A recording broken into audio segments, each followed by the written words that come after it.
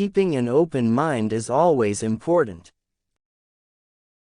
People who put themselves on the line and sacrifice their own safety for the greater good and for others, and anyone in any profession whose concern is the welfare for other people instead of the individual, are inspiring and important. Child abuse is one of those issues that's very difficult to talk about because it's surrounded by guilt and shame and so on. But us avoiding that issue doesn't help those kids in need out there who need support. Anytime you have someone come up and say they love what you do and they get great joy from it is a very humbling experience.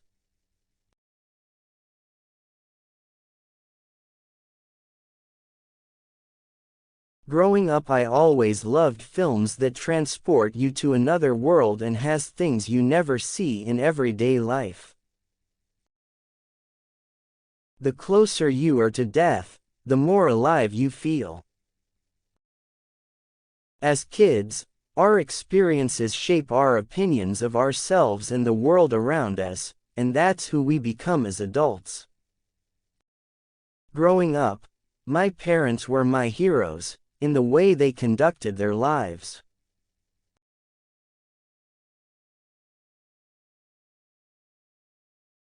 Each time you put the muscle back on, your body has that muscle memory and wants to hang onto it, so you just have to be well underfed and overtrained to get it off, and it's exhausting.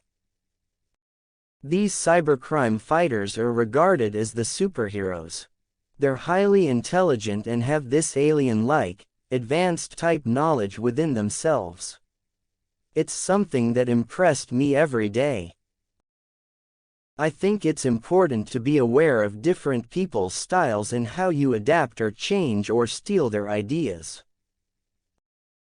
It's much easier to hate someone on screen, if you actually like them off screen. It's a more enjoyable ride. There's nothing personal about it.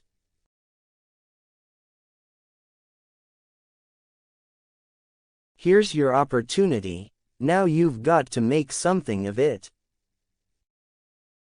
Eating when you're not hungry and taking in that amount of food is exhausting.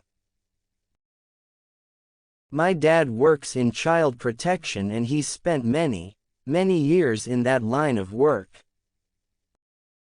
The opportunity to work with women who are at the top of my list of people I'd want to work with and who are my favorite women to watch on screen, was fantastic.